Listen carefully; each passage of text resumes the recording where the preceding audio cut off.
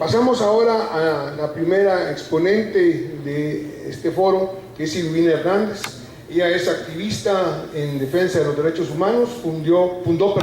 la Asociación Seguridad en Democracia SEDEN en el año 2000, ha sido ganadora de varios premios de periodismo en la región centroamericana, como el Premio Centroamericano de Periodismo sobre Refugiados ACNUR en 1994 y el galardón a la mejor columna de opinión escrita de UNICEF en el año 2000.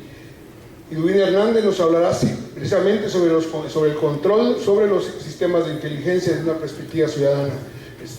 Muchas gracias. 15 minutos para cada uno en este momento. Muchísimas gracias. Es un honor realmente muy grande compartir la mesa con mi compañera y compañeros, particularmente volverme a encontrar con José Manuel. Yo diría mi maestro en muchos de los aspectos de los que vamos a hablar en este momento. Ya se ha planteado que, bueno, los servicios de inteligencia, dadas las circunstancias de funcionamiento actualmente en la geopolítica y en la propia situación interna, son una necesidad a las democracias. Una necesidad que representa hasta cierto punto, en conjunto con los servicios de seguridad, una especie de póliza que las sociedades compramos o adquirimos con los servicios de seguridad. Una especie de póliza mediante la cual, como sociedad, estamos otorgándole a ciertos espacios organizados de la burocracia determinadas facultades para que cumplan la función que como sociedad se les ha asignado. Es decir, estos servicios, estos sistemas o mecanismos no están por encima de la sociedad, es al revés. Es la sociedad la que les otorga una autoridad a partir de la cual también les asigna, a partir de las funciones que les ha asignado, determinados facultades especiales para que puedan cumplir con su función. ¿De qué facultades estamos hablando? Ya José Manuel planteó que hasta cierto punto el secreto puede llegar a ser una necesidad en función de las tareas que se les puede asignar. La organización jerárquica, el uso de armas de fuego, es decir, le estamos permitiendo que utilicen y porten armas de fuego en algunos casos, en otros, particularmente en lo que hace a los servicios de inteligencia, es que utilicen mecanismos especiales de investigación que pueden llegar a ser intrusivos a la privacidad de las personas. Pero no se trata, como ya se planteó, de cualquier interés particular, sino en función de determinadas actividades debidamente normadas y reguladas, para evitar precisamente que esas facultades se utilicen, como se ha realizado lamentablemente en Guatemala, de manera perversa. Se establecen los controles democráticos, que no son más que un conjunto de normas, sistemas, métodos y mecanismos que están llamados a funcionar, en primer lugar, desde una lógica de integralidad, y en segundo lugar, a garantizar que los servicios de seguridad de inteligencia cumplan con su función, pero no desborden la función para la que han sido constituidos, que no violenten las normas establecidas, que no violenten los derechos humanos y que se circunscriban a actuar en el marco del Estado de Derecho que rige nuestra democracia. Estos controles, fundamentalmente, podemos planteárnoslo como controles internos y controles externos. Los controles internos son aquellos que se establecen desde la lógica misma de los sistemas que están funcionando y básicamente se refieren a tres ámbitos o a tres niveles: controles relativos a los criterios de selección, controles relativos al sistema de formación y controles relativos al sistema de carrera. En materia de selección, prácticamente es el primer control democrático a cualquier servicio de seguridad e inteligencia. Es decir, se constituyen o se construyen a partir de los requisitos o condiciones que debe reunir toda persona que vaya a funcionar dentro de alguno de los servicios de seguridad o inteligencia. Sobre la base de qué criterios vamos a otorgarle a una persona determinada poder hacer parte de estos servicios que funcionan con métodos especiales y a los que, particularmente, por ejemplo, como el Ejército de Guatemala, se le está permitiendo la utilización de armas, se le está permitiendo una estructura y una organización jerarquizada y una capacidad con ese armamento de despliegue a nivel nacional, y en el caso de los servicios de policía, de investigación también a nivel de la ciudadanía. Es decir, ese tipo de criterios para seleccionar a qué personas van a ser parte de estos servicios debieran extenderse también incluso para los servicios privados de seguridad, en virtud de experiencias nefastas que ha enfrentado ya la ciudadanía en los años recientes. Los sistemas o el mecanismo de formación como otro control interno también es fundamental, precisamente a partir de con qué criterios se está formando a estos servidores públicos. Ya Sandino mencionaba y nos planteaba como pregunta, bueno, la doctrina de seguridad nacional sigue funcionando, estamos hablando de una doctrina desde la democracia. Yo me atrevo a decir, de acuerdo a los sistemas que hay de formación, particularmente en las Fuerzas Armadas en Guatemala, seguimos formando oficiales militares y elementos de tropa desde la lógica de la doctrina de seguridad nacional, que identifica a la ciudadanía como un elemento de enemigo interno. Seguimos siendo pachucos o pachucas, como despectivamente se denomina desde el ente militar, a la ciudadanía de civil, y por supuesto seguimos siendo un elemento que amenaza esa institucionalidad entendida como un elemento casi aparte de la sociedad. La formación sigue siendo un déficit, y en el caso de los integrantes de la Policía Nacional Civil sigue siendo muy limitada en la formación del funcionario policial que queremos, ya no digamos en los servicios de inteligencia. Es decir, no existe una formación especializada desde la lógica de la democracia. Y en el sistema de carrera y la violación a los sistemas de carrera, hay amplias experiencias en el Ejército de Guatemala y recientemente en la Policía Nacional Civil de cómo la violación del sistema de carrera destruye esa institucionalidad. Este tipo de elementos, si bien son de carácter interno, su revisión, su monitoreo, el cuestionamiento a cómo funciona es algo que viene desde la lógica del otro ámbito de control, los controles externos, el control legislativo, que no debe ser solo sobre la base de la emisión de leyes o de normativas, sino incluso de la rendición de cuentas que se requiere hacia los funcionarios al frente del sistema.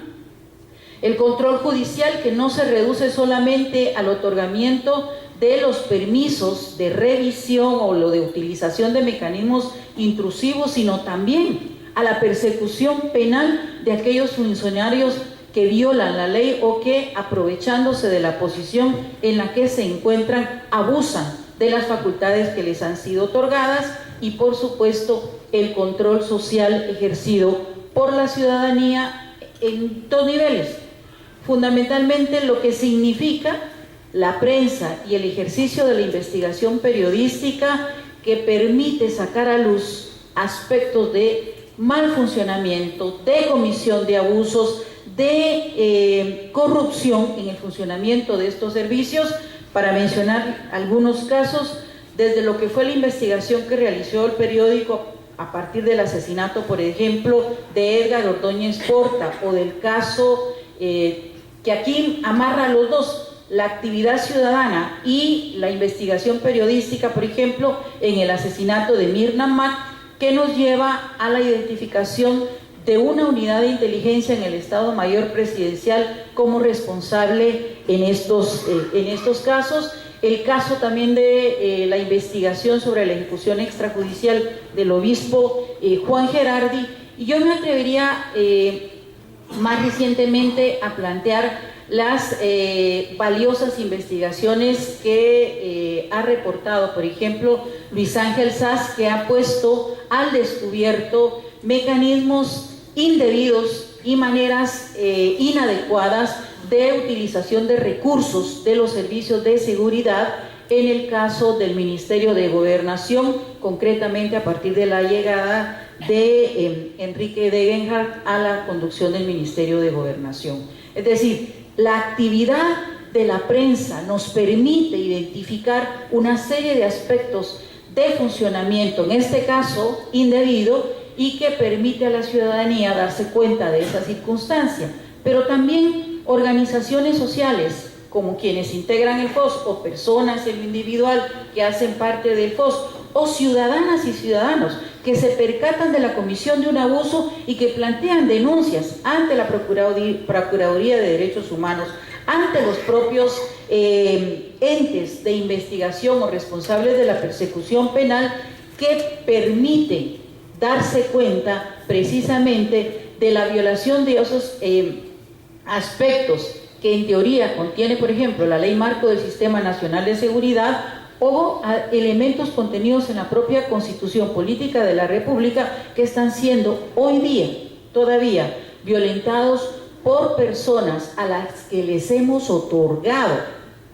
una facultad en función de la tarea que deben cumplir, y que sin embargo violan la confianza social y ciudadana al hacer utilización indebida de este tipo de recursos.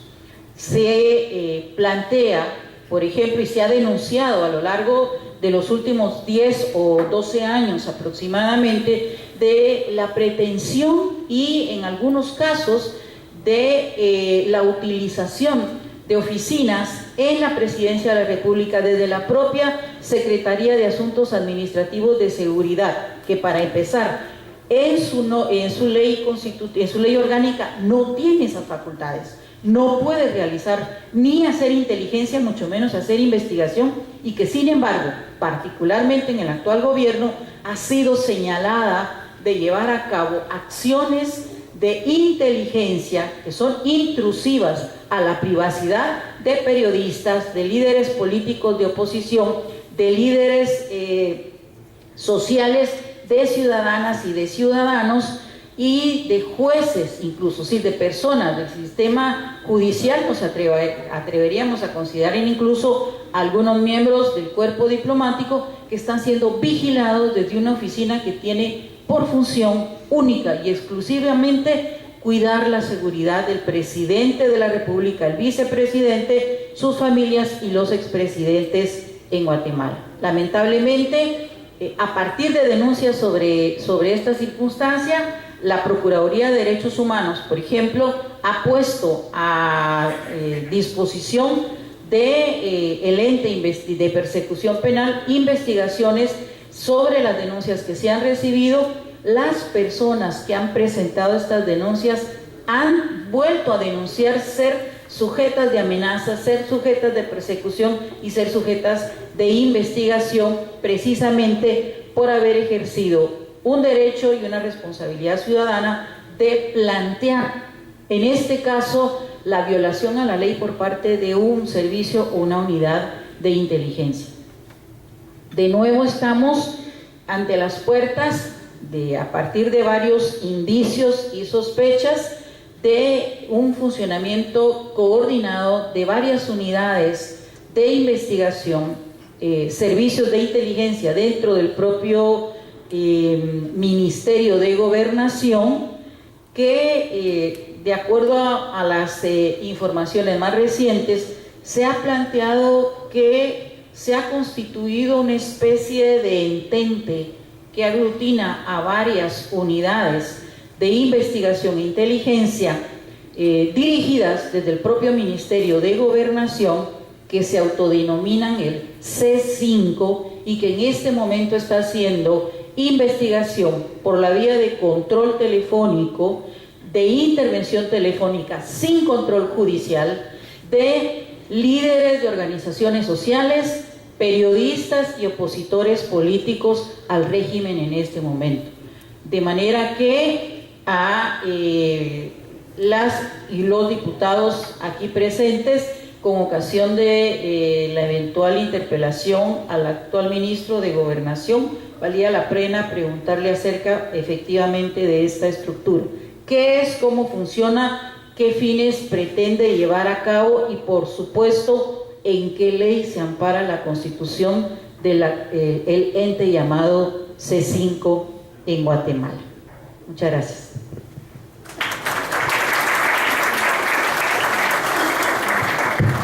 A continuación tenemos la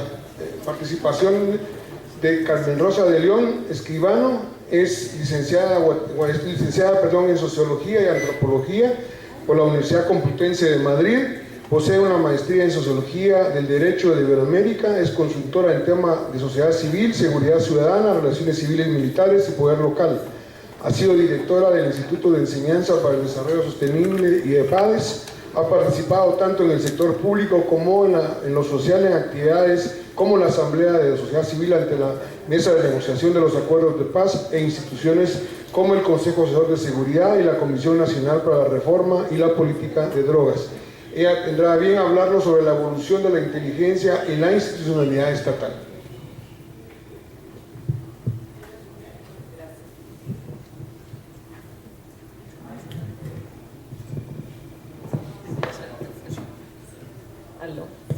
Bueno, vamos a esperar a ver si se conecta, porque realmente como tengo que hablar justamente sobre los temas de la evolución de la inteligencia a nivel de la institucionalidad, cuando estaba releyendo las notas me di cuenta que hacía falta, además por el tiempo, poder visualizarlo de una mejor forma. Justamente como se ha hablado acá,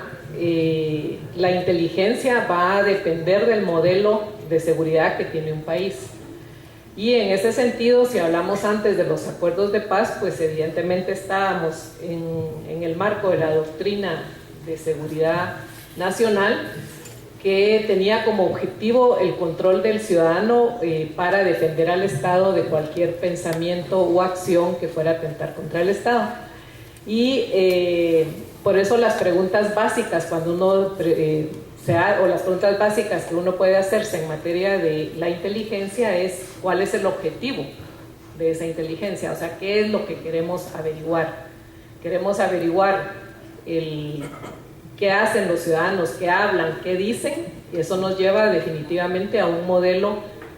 autocrático, vertical, autoritario y sobre todo de investigación y de la búsqueda del enemigo interno por parte de los sistemas de seguridad y de inteligencia. ¿Quién dirige la recolección de inteligencia, o quién dirige el sistema o el subsistema que pueda existir? Y esa misma dirección nos dirá qué institución la está manejando y por lo tanto cuáles son los fines y los alcances que pueda tener esa búsqueda de inteligencia. Con quiénes la realiza, es decir, quiénes son los ejecutores para la búsqueda de la inteligencia y el análisis, y cuál es el marco normativo o las regulaciones que tiene esa central de inteligencia o ese sistema de inteligencia. Entonces, si nos vamos al modelo de Estado que existía antes de los acuerdos de paz, definitivamente vamos a encontrar 3 etapas en lo que podríamos llamar un modelo contrainsurgente de inteligencia. Es decir, una inteligencia orientada para la búsqueda de ese enemigo interno y sobre todo la limitación y cómo, digamos, cuáles serían los mecanismos para modificar o no la presencia de actores en el ámbito nacional. Este modelo de contrainsurgencia, decía yo, tiene 3 etapas en Guatemala, y de hecho se empieza a formar un primer sistema de inteligencia, no por necesidades internas del mismo sistema, sino porque Estados Unidos empieza, dentro del ámbito de la doctrina de seguridad nacional, empieza a buscar inteligencia justamente para controlar a los comunistas que había en Guatemala, porque así lo dice, es decir, la investigación que realicé está basada en los archivos que se han desclasificado, y de hecho pues hay varias, no hay tiempo aquí de leer, pero es muy interesante, el encontrar cómo Estados Unidos estaba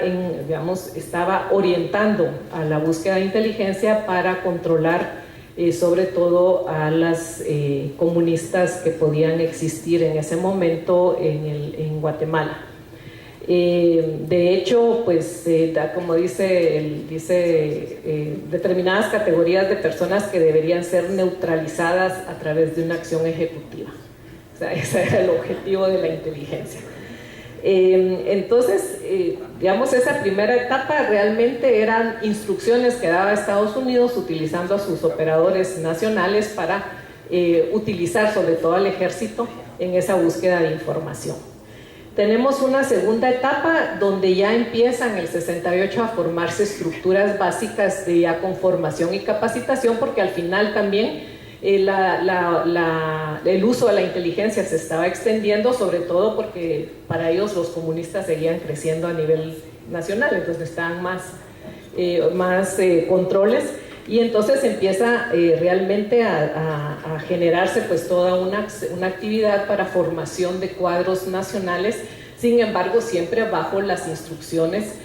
de Estados Unidos a través de sus diferentes agentes, sobre todo la CIA, que era la que estaba interesada y manejaba la inteligencia en Guatemala. Pero sucedió una cosa curiosa, y de hecho los archivos lo demuestran. O sea, se empezaron a dar cuenta los Estados Unidos que realmente se estaba violentando el marco de los derechos humanos de una forma exagerada, el marco legal, y empezaron a querer controlar también desde fuera las acciones de inteligencia que estaban realizando los agentes dentro del ejército de Guatemala. Y frente a la intencionalidad de establecer límites, entonces sucede la tercera etapa. Perdón, volvamos porque me parece interesante eso que no lo dije. Sí, o sea, se crea entonces el Centro de Operaciones en el Palacio. O sea, digamos, había la estructura básica, la División de Inteligencia, y le faltó la L del Ejército en el 68, y el Centro de Operaciones en el Palacio. Ahí había participación de oficiales norteamericanos dentro de ese centro de operaciones, y se crea también en el año 66 el Grupo de Seguridad Nacional sobre Actividades Subversivas, así se llamaba, NSSAG por sus siglas en inglés, a cargo del jefe de Estado Mayor Presidencial, que en aquel momento era el hermano del presidente Méndez Montenegro, el que estaba a cargo, y por lo tanto estaba centralizado en el Palacio Nacional y en la Presidencia de la República, y el Estado Mayor de la Defensa. Empieza a suceder entonces, según los archivos que se desclasifican, empieza a haber preocupación de Estados Unidos, justamente porque empiezan a violentarse no solo abiertamente los derechos humanos, sino los marcos jurídicos, es decir, no se atendía a las disposiciones mínimas en materia legal de control, y entonces sucede lo que podríamos llamar el tercer periodo, donde ya se empieza a convertir en una actividad controlada por el Ministerio de la Defensa y se independiza, digamos, de esa tutelaridad de Estados Unidos, y le dice, bueno, nosotros vamos por nuestros medios a conseguir los fines en que coincidimos, pero ya lo vamos a hacer desde una visión interna. Y entonces el Ministerio de la Defensa asume la independencia y concentra y controla todos los cuerpos de seguridad del Estado en función de la búsqueda de inteligencia dentro del marco del conflicto armado interno. Llegamos entonces, digamos, después no vamos a extendernos en el tema del conflicto armado interno, que todos lo conocen, pero ante la preocupación en 1985 que llega el primer gobierno civil a la presidencia, se crea el último día, el día antes de entregar el poder, o de entregar el gobierno o la presidencia a Vinicio Cerezo, se da el decreto 1786, donde se crea el Consejo de Seguridad del Estado, que ejercerá sus funciones a través de la Secretaría de Inteligencia y Seguridad Nacional, así se llamaba. Esta secretaría se establece el Ministerio de la Defensa como el coordinador de dicha secretaría, sobre todo a través de la Dirección de Inteligencia del Estado Mayor de la Defensa Nacional, y que también se delimitan funciones para el Estado Mayor Presidencial, pero ya se establece como esa figura, institucional de la Dirección de Inteligencia del Estado Mayor, que es producto de este acuerdo el día antes de la entrega de la presidencia de Vinicio Cerezo, para poder coordinar el Ministerio de la Defensa todas las acciones establecidas en materia de inteligencia. Y entonces el Ministerio de la Defensa va a operar a través de dos órganos, que son la Dirección de Inteligencia del Estado Mayor de la Defensa y el Estado Mayor Presidencial, sobre todo que los dos hacen inteligencia, se compiten entre ellos. Quizás la diferencia que se establece es que el Estado Mayor es a nivel nacional, la Dirección de Inteligencia del Estado Mayor, mientras que el Estado Mayor Presidencial no tiene ese ámbito específicamente, pero sí tiene el ámbito de inteligencia política. Entonces se mantiene un ejercicio de competencia entre ambos y el recordado archivo del Estado Mayor Presidencial, con las consecuencias pues de varios dirigentes asesinados desde esas estructuras. Eso no lo van a ver, pero es un esquema de cómo funcionaba la inteligencia en ese marco,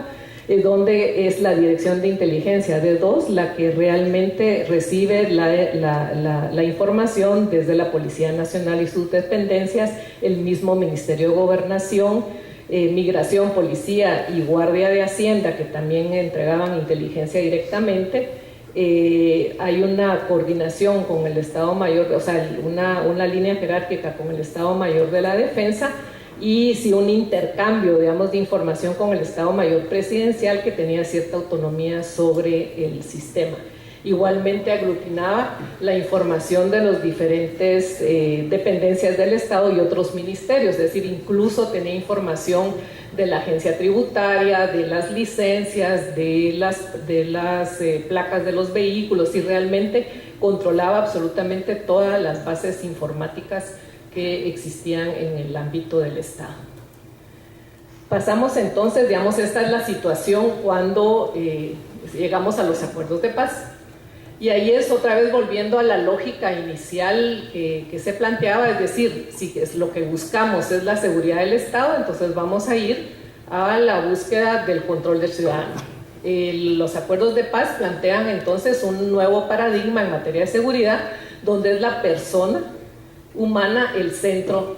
de la seguridad. Es decir, es obligación del Estado entonces garantizar la vida y las pertenencias de las personas, de los guatemaltecos y de las guatemaltecas, y sobre todo de la población más vulnerable del país, tal y como lo dicen los acuerdos de paz. Esto implica entonces un cambio dramático y una transición institucional, no solo en los temas de seguridad,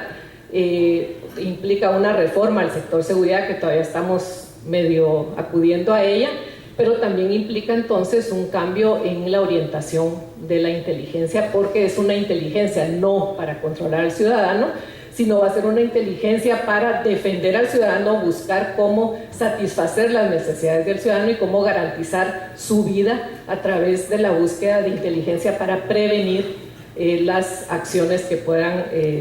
orientarse contra las mismas personas. Las amenazas a la seguridad han variado, por lo tanto también debe variar la agenda y las respuestas de la inteligencia,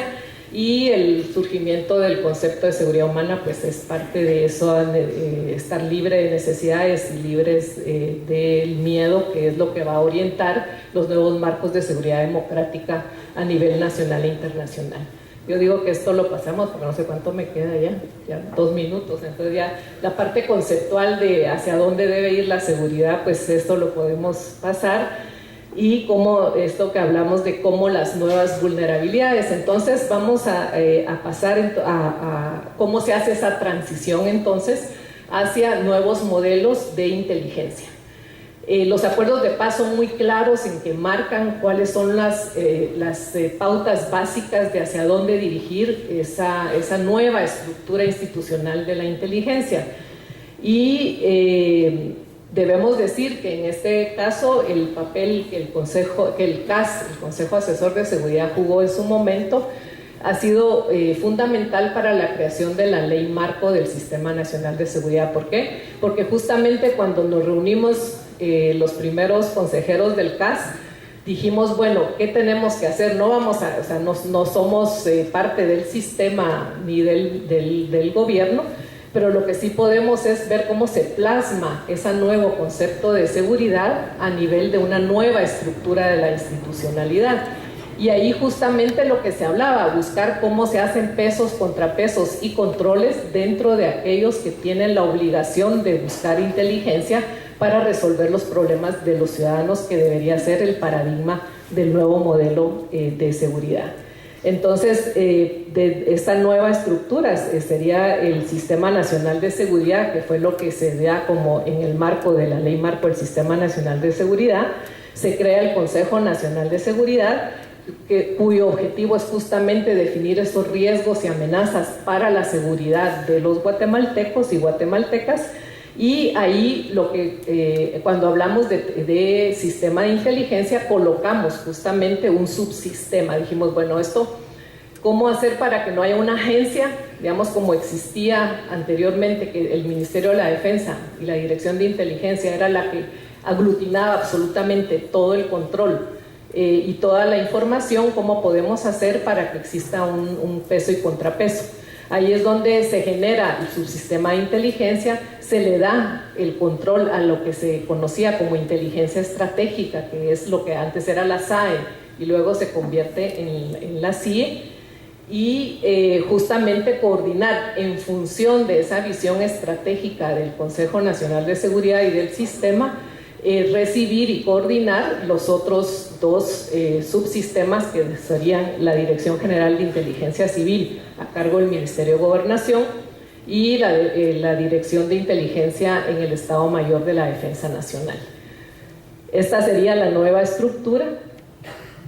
¿Qué faltaría según, porque ya me enseñan el papelito en blanco porque no dice cuánto me falta? Ya estoy, bueno, entonces, o sea, por eso no tenía nada.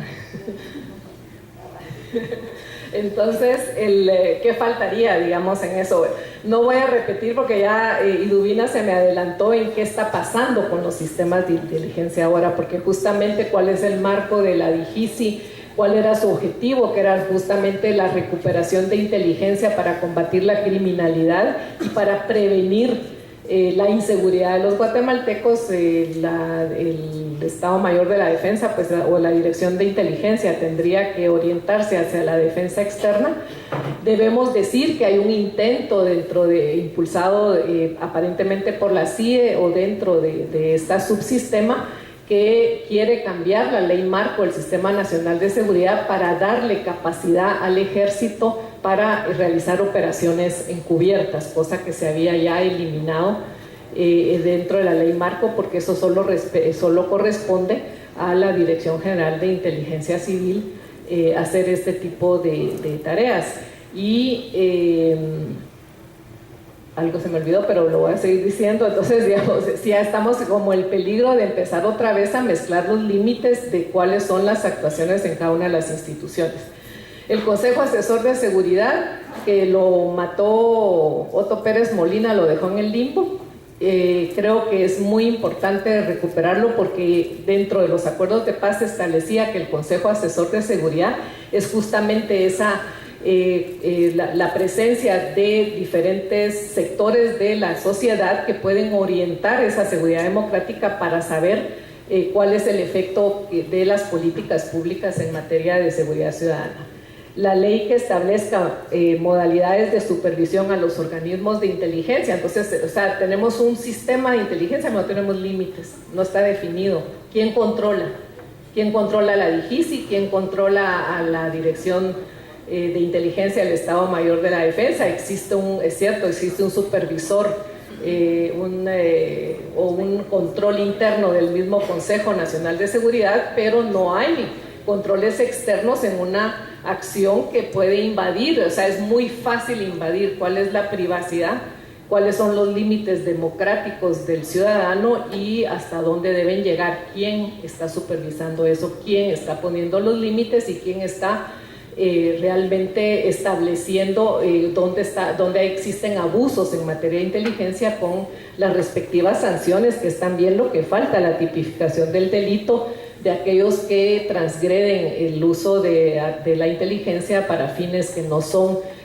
materia de mejorar la seguridad de los guatemaltecos, y una clasificación y desclasificación de la ley, en la ley de acceso a información, que realmente transparente las acciones, sobre todo militares, porque aquí es secreto hasta lo que gana el ministro, si se paga bonos o no se paga bonos, tiene uno que enterarse porque hay una filtración,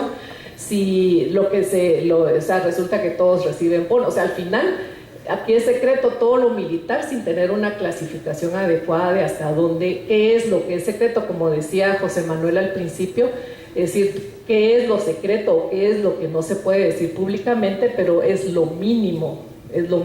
todo lo que es la transparencia en materia de presupuesto es la figura fundamental para poder controlar a las instituciones. Yo lo dejaría ahí, ya me pasé. A este punto creo que es importante quizás hacer un resumen, y creo que es valioso. Lo que acaba de decir Carmen Rosa, es importante notar que hay una evolución en el diseño institucional sobre el tema de inteligencia, pero también hay que entender que la institucionalidad del Estado no solo es diseño formal, sino que también son hábitos. ¿Esto qué significa? Si vemos la historia que señaló Carmen Rosa, vemos que hay un legado autoritario vinculado a la identificación del enemigo interno que no podríamos decir que desapareció de la noche a la mañana, porque sería anormal que desapareciera de la noche a la mañana. ¿Por qué? Porque los hábitos son institucionales, son generacionales. Pareciera entonces que el reto no es tanto en el diseño, aunque sí hay elementos para discutir en el diseño, sino que es precisamente en cuánto podemos fortalecer los hábitos que vayan de acuerdo a ese diseño y no esté un diseño montado sobre hábitos delegados autoritarios y delegados contrainsurgentes. Esto creo que es un punto fundamental que hay que subrayar, y efectivamente lo que decía Irubina es importante, porque uno de los mecanismos efectivamente para poder evidenciar estos hábitos que son contrainsurgentes y que son de la identificación del enemigo interno son a través de la tarea del periodismo. Es decir, hoy por hoy la información que tenemos los ciudadanos sobre lo que hace el Estado, aunque el Estado no quiera proporcionárnosla, siempre tarde o temprano emerge. Es decir, eso de los servicios secretos, igual que servicios de inteligencia, no necesariamente es absoluto. Por lo tanto, el rol de los periodistas y el rol, sobre todo, de aquellos que ejercen la tarea de defender derechos, son quienes están al día a día teniendo contacto con esos hábitos que todavía en el Estado están en términos contrainsurgentes, identificación del enemigo interno.